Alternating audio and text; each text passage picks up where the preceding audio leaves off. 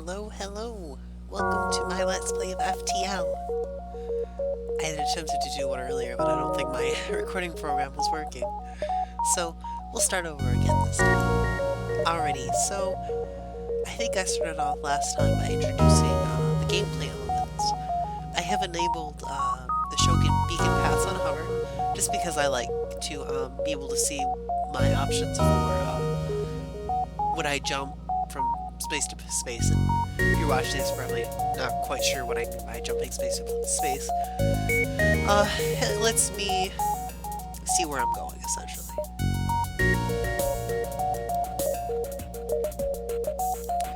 So I'm going to start a new game, and this is the Kestrel. You have a bunch of ships to choose from. I tend to prefer the Kestrel and the Federation Cruiser. Some of these are more difficult than others just because of how they start off. I mean, they might not actually be more difficult, but I think so, based on my playstyle. I'm also playing with the advanced content on, so I have the Lanius version, which lets you start off with these anaerobic alien creatures that are really super cute, and it's a lot of fun to play with those. But anyway, let's get back to the Kestrel. I'm just going to make this really simple and start off with Kestrel just to do the tutorial here. So let's get down to it. You have your different modes, and I always play it easy because I'm a loser. The data you carry is vital to the remaining Federation fleet. You'll need supplies for the journey, so make sure to explore each sector before moving on to the next. But get to the exit before the pursuing rebel fleet can catch up. Tip: selling weapons, drones, and augments can be sold for half the purchasing price at stores. Click on the sell tab at the top. Well, we're not at a store, so we can't sell anything. So that's a nice little tooltip. Alrighty, so I'm going to explain your basic systems here. You have your shields, which are very important. They prevent incoming damage, mostly from like lasers, flak, that kind of ilk. We also have different types of weapons, like we have the Artemis here, which is a missile type weapon. It uses missiles every time you fire a shot, so I tend not to use it, just because I don't like to use finite supplies unless I really think I have to. Just because I might really need it later.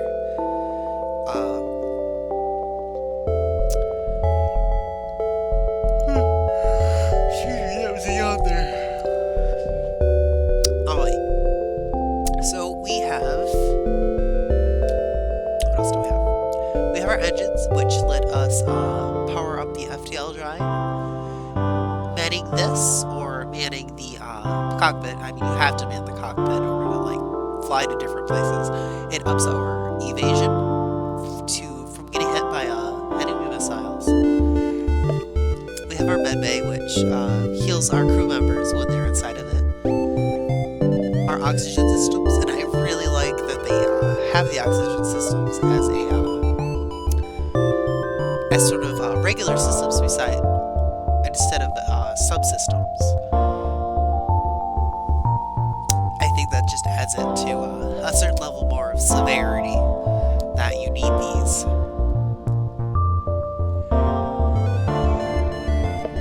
And then we have our weapons, which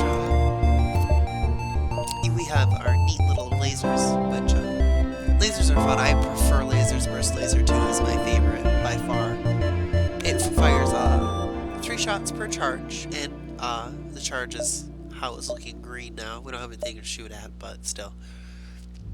You really do want to make sure that you have these on before you leave, just because if you turn one off, or you don't mean to turn one off, and you get to the next beacon and you're like, oh yeah man, I'm gonna shoot my laser, and then you're just like, oh, my laser's not on, so you've lost like 15 seconds of time where it could have been charging. I guess it's an opportunity cost. We also have our drone parts here, which will come into play later, or if you're an AE, then you start off with drone control. We have our little ship menu, which shows our systems, our subsystems, and our power reactor. This is your essential leveling up system. You can increase your shields, your engine capacity, your med bay, your oxygen, and your weapons. You can also increase your subsystems, but they only get like 3 levels up. It's really important to get your door systems and your sensors up quickly, because as of right now, if you can see, we have our doors. Well, we can control these because we have our door subsystem powered at all, and these don't actually require power. They just work automatically. Well, we can control if we let our oxygen out into space, and if you upgrade that, it gives you more control, so that you as the player can prevent enemies from trespassing into your ship. It's a neat little mechanic that'll come into play later. I think for now that's all the basics, and we'll learn more as we play.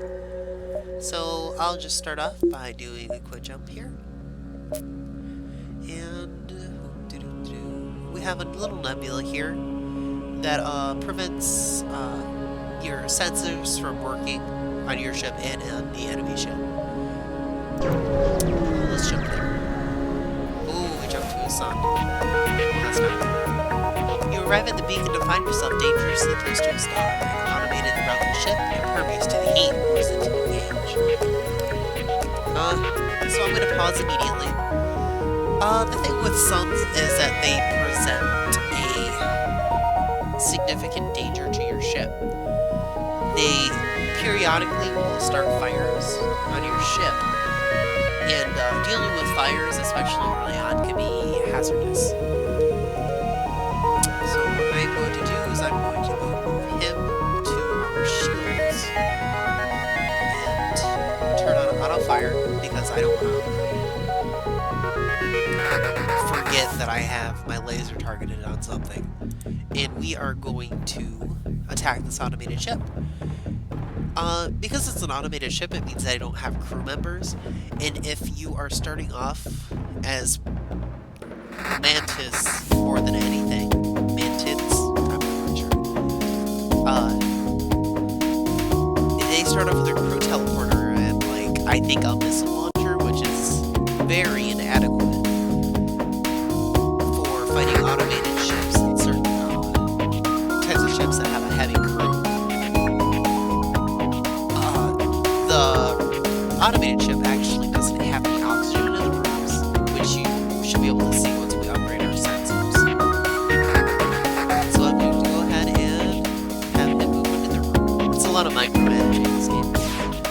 So what they just did is they shot an ion weapon at us, and what looks like a heavy laser one. Ion weapons are really neat how they function, because they don't actually do any damage to your ship even if they hit a room. What they do is they disable the system.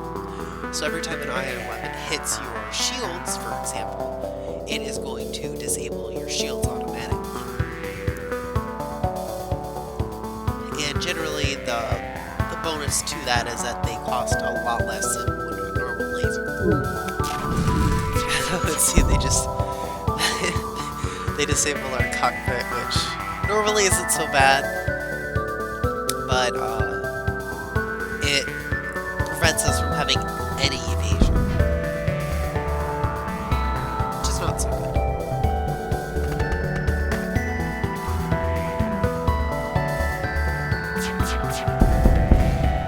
And we already easily taking over that ship.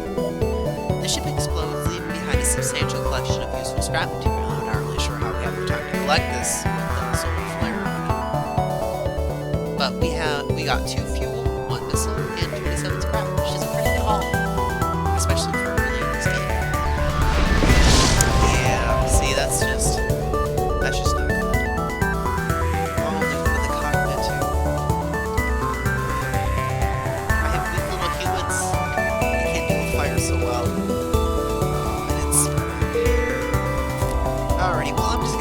jump back. I wouldn't normally do that. I would just normally jump ahead, but just so I can't do this fire. So we'll get out of control. So what I'm doing now is an advanced tactic. I guess it really shouldn't be that advanced. Essentially just letting all of my air out into space so the fire can't breathe.